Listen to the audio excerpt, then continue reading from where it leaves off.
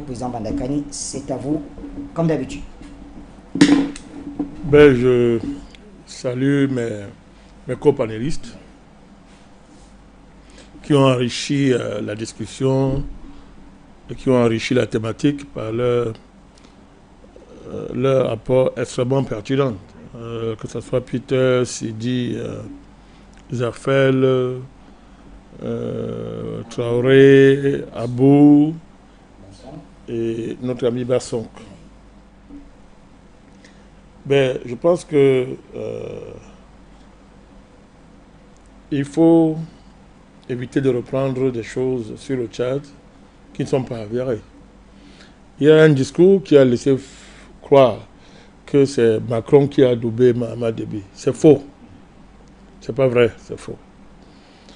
C'est la CEMAC, à travers le président Biya, qui à l'époque agissait comme président de la CEMAC, qui a adoubé le Mahamat Déby, après que l'armée tchadienne dans son ensemble l'ait choisi.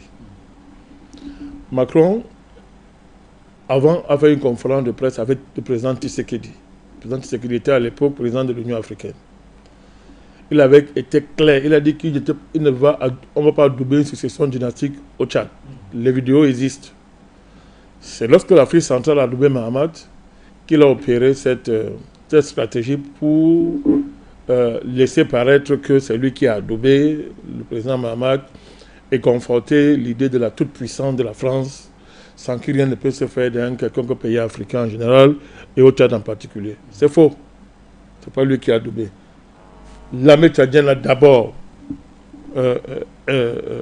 confié l'État, la présidence du pays, à Mahamat Déby. Et le chef de l'état-major de l'armée tchadienne a fait un discours à l'époque, on peut le consulter encore sur Internet.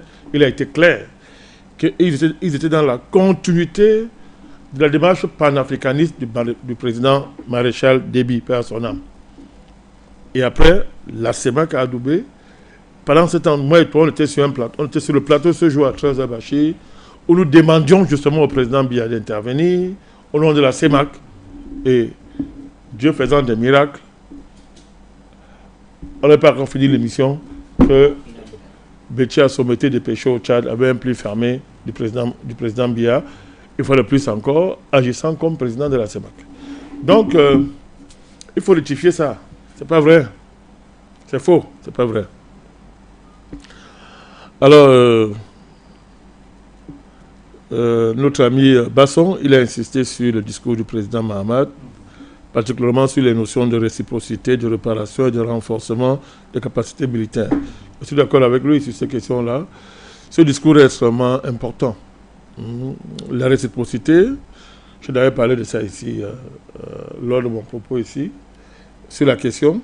Le président dit, mais on ne voit pas de réciprocité. Autrement dit, le Tchad finance la présence militaire française sur son sol, ce qui est un anachronisme, ce qui est incompréhensible. Mais en plus, non seulement il n'en tire pas de la moindre plus-value, mais l'armée française ne fait rien pour stabiliser le pays quand le pays est menacé et attaqué. C'est ça. Donc la notion de réciprocité, il faudrait l'approfondir. C'est une notion qui va beaucoup peser dans les ordonnancements futurs des démarches diplomatiques, stratégiques des pays africains. C'est fini l'époque où il n'y avait pas de réciprocité. Parce qu'on était dans un rapport maître-esclave. C'est ça, on était dans un rapport maître-esclave. Donc c'est clair. La réparation, oui. Il a dit que désormais, nous allons corriger toutes les imperfections de nos alliances internationales. C'est ce qu'il a dit. Les choses sont claires. Alors maintenant, l'idée de la réparation a une résonance historique très forte que les États africains, jusqu'à présent, n'ont pas encore développé une capacité à les intégrer dans leur démarche stratégique. Et en cela, je suis d'accord avec M. Basson. La question de la réparation de tout ce que nous avons subi participe de la géopolitique, de l'intelligence géopolitique que beaucoup d'États africains refusent de développer. Une démarche, on ne vient pas vendre nos œufs sur ce plateau ici, mais une démarche intelligente, une intelligence de l'enjeu de réparation, Bachir, va bousculer beaucoup de choses dans les rapports de force avec l'Occident. Mais une fois de plus, on ne peut pas tout dire sur un plateau. Mais c'est un sentier, c'est un boulevard. Je vais me dire que c'est un pipeline géopolitique qu'il faut investir. Comment capitaliser sur l'enjeu de la réparation? Et même symboliquement, il faut donc saluer le fait que le président Déby, Mahamat Déby, ait intégré ce mot symbolique dans son discours. Quand il dit que nous allons désormais réparer les imperfections de nos alliances internationales. C'est fort ça, c'est fort. C'est fort. Donc, et puis enfin, le renforcement des capacités militaires. Je suis d'accord avec lui, nous souhaitons qu'il entre dans l'AES, on a souhaité ça, avec tout ce que cela suppose comme étant la possibilité de renforcer les capacités militaires du Tchad avec un véritable partenaire qui correspond aujourd'hui au profil géopolitique et géostratégique que le Tchad est en train de se donner. Tout à fait. Voilà, donc... mais cela n'exclut pas le développement du génie militaire tchadien en soi. On a dit ça aujourd'hui, on a longtemps dit ça. Fabriquer même les propres armes, fabriquer les armes. Les Occidentaux n'ont pas 6 pieds, ils n'ont pas 6 têtes. C'est des hommes, ce sont des hommes comme nous. Donc, il faut simplement décider de le faire. Fabriquer nos armes et développer une autonomie à ce niveau-là en mettant sur pied une véritable industrie militaire. Tout ça, ce n'est pas à exclure. Alors, il m'a lancé un appel en vue de m'impliquer dans la coalition de l'opposition au Cameroun. Je voudrais dire à mon frère Basson que je ne suis pas très important pour ils n'ont pas besoin de moi pour ça. Moi, je suis un petit géopoliticien dans mon coin. Et il faut qu'il adresse ça aux grands. Les grands politiciens camerounais sont connus. Il faut leur demander de s'investir dans cette coalition qu'il appelle de tous ses voeux. Moi, je m'investis dans le panafricanisme, dans cette dimension géopolitique globale et dans ses implications dans le changement au Cameroun. Je voudrais à ce titre rappeler que tous ces partis qui militent pour les coalitions à l'heure actuelle ne se sont jamais intéressés au combat panafricaniste. Ils l'ont plutôt combattu. Donc, à ce sens-là, ils ont démontré qu'ils n'ont pas besoin des panafricanistes. Je suis trop petit pour aller leur faire une proposition dans ce sens.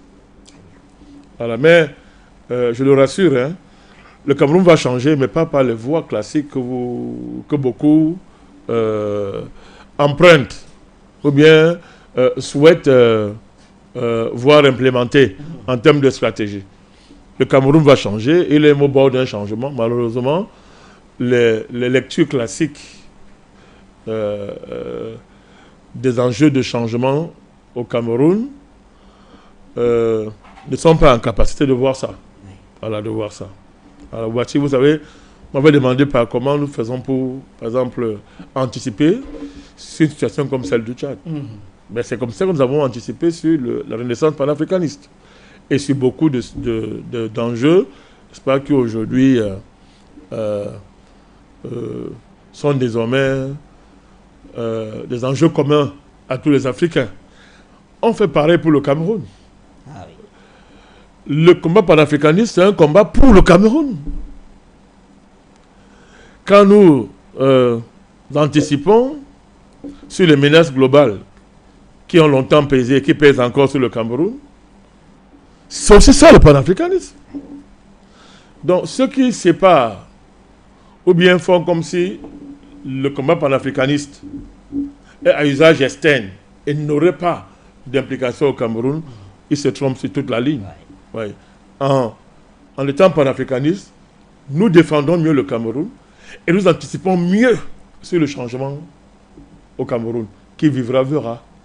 Voilà. Qui vivra, verra.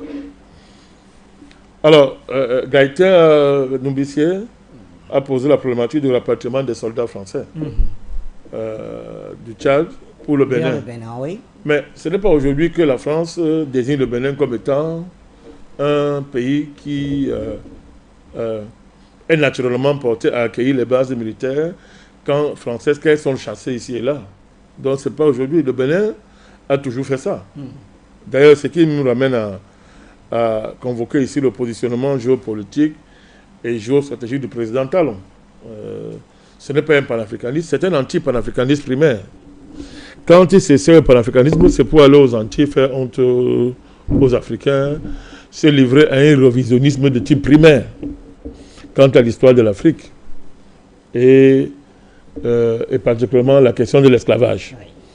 Que ce soit au Brésil, que ce soit quand il était aux Antilles, on a vu très bien on a très bien vu les lignes principales de son positionnement. Donc, de ce point de vue, Talon est aujourd'hui un des chefs d'État les plus pro-occidentaux sur le continent. Et ce caractère pro-occidental qui travaille le président Talon aurait été tolérable si ça ne s'appuyait pas sur une démarche de mafia. J'ai longtemps convoqué l'enrichissement du président Talon au Bénin, qui s'est basé sur la captation et la prédation des richesses publiques, d'entreprises, d'actifs publics béninoises. On se demande comment il a fait pour les avoir. Et une fois qu'il les a eus, c'est la France qui l'a protégé. C'est comme ça qu'à un moment donné, par des voies mafieuses, M. Talon contrôlait l'essentiel de la classe politique béninoise. Et il la faisait chanter même pratiquement. Jusqu'à ce qu'il dise que bon, maintenant c'est mon tour, je prends le pouvoir. Il est essentiellement préoccupé par la préservation et la maximisation de sa fortune. Et dans cette logique-là, il ne peut pas s'amuser avec la France, qui maîtrisait très bien les conditions dans lesquelles il s'est enrichi. Faut-il rappeler qu'à l'époque, c'est en France qui s'est réfugié pour échapper à la traque que le président Mathieu Kérékou avait déclenchée contre lui. On connaît ses rapports à l'époque avec Kérékou. On connaît ses rapports avec Radjavon, à un moment donné. Et les présidents successifs qui ont dirigé le Bénin. Donc, son positionnement géopolitique et géostratégique est conséquent par rapport à la manière dont il envisage le pouvoir et la façon dont il est devenu président au Bénin. Et aujourd'hui, M. Talon confond le développement économique du Bénin avec la prospérité de ses affaires personnelles. D'ailleurs, c'est en partie l'explication de la paranoïa qu'il a attrapée ces temps-ci. Il arrête tout le monde, le général de la police. Il arrête tout le monde quand les gens ne sont pas assassinés de gauche à droite au Bénin. Donc nous suivons cette situation de très près et pour nous, ça serait naturel qu'il court pour dire aux Français que non, amenez-les ici, amenez-les. Venez sans surprise. Oui, venez me garder, venez les garder chez moi. Très bien. Il y a l'interpellation de Bourma, oui. C'est ça, non, Bourma, oui, Bourma Chérif. Le Tchadien, je crois. Alors, l'impact sur la région du Sahel, oui, mais ça vient renforcer la dynamique de l'AES, de fait. Oui. C'est-à-dire la dénonciation des accords de défense. Donne raison au pays de l'AES, renforce leur dynamique et est un facteur de stabilité pour toute l'AES parce que, par le passé, la France a toujours voulu utiliser le Tchad pour déstabiliser l'AES. Souvenons-nous au plus fort de la menace qui pesait sur le Mali, je crois le Niger. La France faisait feu de tout bois pour faire une coalition pour aller attaquer le Niger. Oui. Mamad Déby a été sollicité par la France, mais il a dit non. Il a dit que son pays ne serait pas de base arrière pour attaquer le pays frère du Niger. Oui. Donc ça veut dire qu'aujourd'hui, la France n'aura plus cette possibilité. Ce qui est déjà un facteur de stabilisation et de stabilité stratégique, n'est-ce pas, géostratégique, pour les pays du Sahel. Donc j'ai indiqué tout à l'heure le rôle historique sur le plan de la géostratégie et de la géopolitique que le Tchad a longtemps joué pour le compte de la France en particulier et de l'Occident en général. Mais la fin de cet accord-là met fin à ce rôle-là et ouvre des perspectives extraordinaires, mon cher ami, y compris avec des pays comme le Centrafrique. Aujourd'hui, il y a une accélération des relations entre le Centrafrique et le Tchad. D'ailleurs, le président Mamad est censé se rendre en SCA d'ici demain, je crois, du 5 au 6 d'ici demain. Donc, il est attendu en tout cas. Il a attendu. Alors, il a beaucoup d'enjeux selon sur la table. Les enjeux de sécurité transfrontaliers qui lient les deux pays, etc. Et on peut comprendre quand même que ce n'est pas une coïncidence quand même. Non, mais il n'y a pas de coïncidence.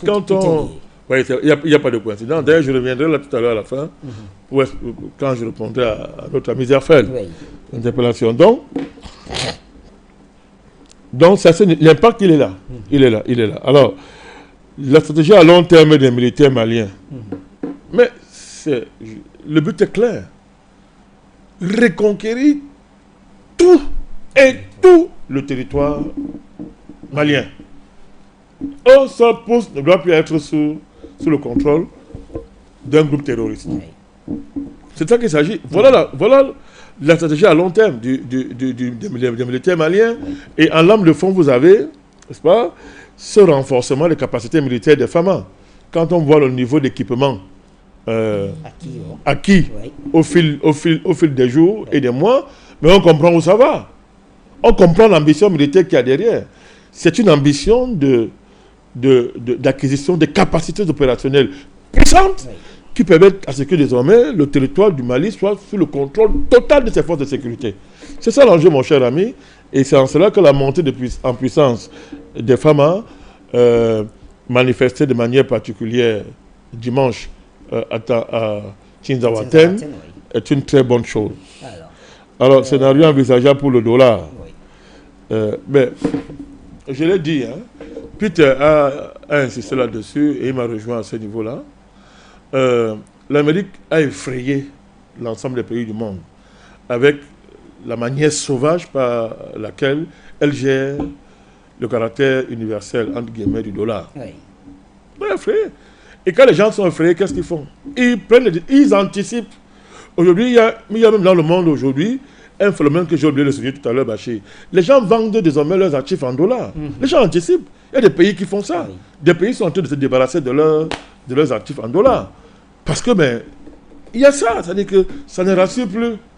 On voit un loup féroce qui à tout moment peut fondre sur vous avec des sanctions sauvages, etc., pour arracher vos réserves. Donc les gens voient ça. Et tous ces mouvements-là participent du grand mouvement tendanciel et structurel propre à l'économie mondiale, à savoir la baisse tendancielle de la demande du dollar. Et c'est ça qui est un indice.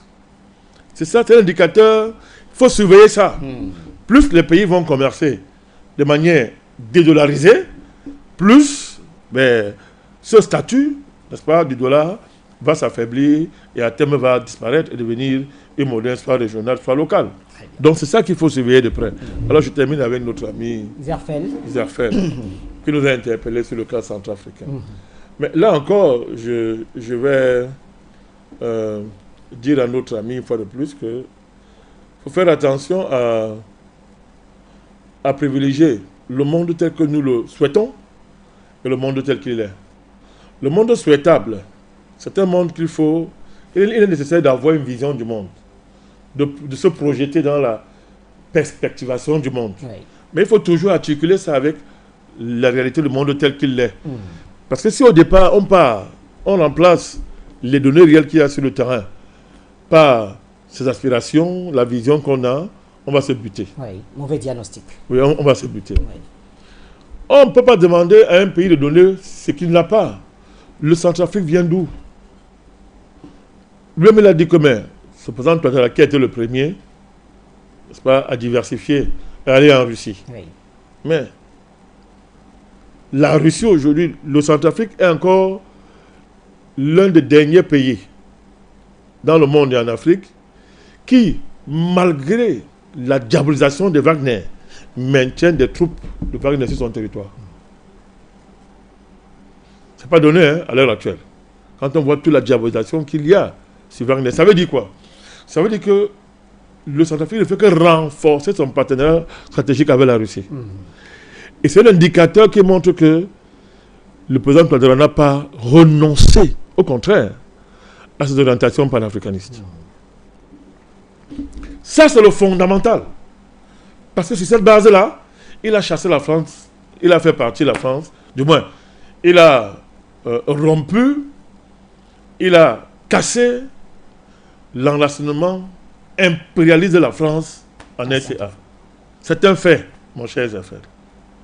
Alors maintenant, il faut voir d'où est-ce qu'il est parti. Il est parti d'une situation où le pays n'avait plus d'État. Le territoire était contrôlé dans son ensemble par les rébellions, bien organisées et au service de qui nous connaissons. Il a fallu reconstruire l'État, c'est-à-dire l'armée. C'est fait. Mais il a dû faire face à un embargo militaire imposé par la communauté internationale, autoproclamée à l'ONU. Embargo sur les militaires, embargo sur les ressources naturelles, les matières premières du pays, dont le diamant. Et en plus, fermeture des guichets financiers. Je voudrais rappeler que le Centrafrique a un budget, mon cher Zerfel, qui dépasse pas 300 milliards de francs CFA. Je ne sais pas si vous vous rendez compte. Et allez voir ce que ce monsieur a réussi à faire avec 300 milliards de francs CFA. Donc, à partir du moment où il a créé un rapport de force qui a donné l'avantage au Centrafrique, il n'est pas dans une démarche de xénophobie géopolitique. Non. En géopolitique, il n'y a pas des amis, il n'y a que des intérêts. Et les amis, ça change en fonction des intérêts fondamentaux de ton pays. Donc, il fallait donc qu'il s'attaque, une fois qu'il a stabilisé sur le plan de la sécurité le pays, c'est pas, il fallait qu'il s'attaque à ce qui est essentiel, s'occuper économiquement des populations. Comment va-t-il le faire, Bachir, quand tous les guichets lui sont fermés, quand il y a l'embargo sur le diamant, sans bien l'embargo militaire? Il a fallu donc mettre... L'embargo militaire, il faut le préciser, c'est la France qui opposait son veto. Et les Américains, oui. Voilà, et les Américains. Et à un moment donné, les Américains avaient lâché. Et la France a continué. Alors, il faut rappeler que c'est la France, c'est la France qui prend sur elle de se rapprocher du Centrafrique. Après, ça déblaque en RCA. Quand la France a rendu compte que le référendum est passé, le référendum a réussi et tout, malgré toutes les campagnes, les menaces qu'elle a protégées et tout, mais elle a pris acte du rapport de force, elle a dit je me rapproche. Mais c'est un rapprochement géopolitique, c'est-à-dire hypocrite. On t'endort pour mieux te détruire. Pendant qu'elle faisait semblant de se rapprocher avec Touadéra, elle a maintenu sa guerre géomédiatique contre le Centrafrique.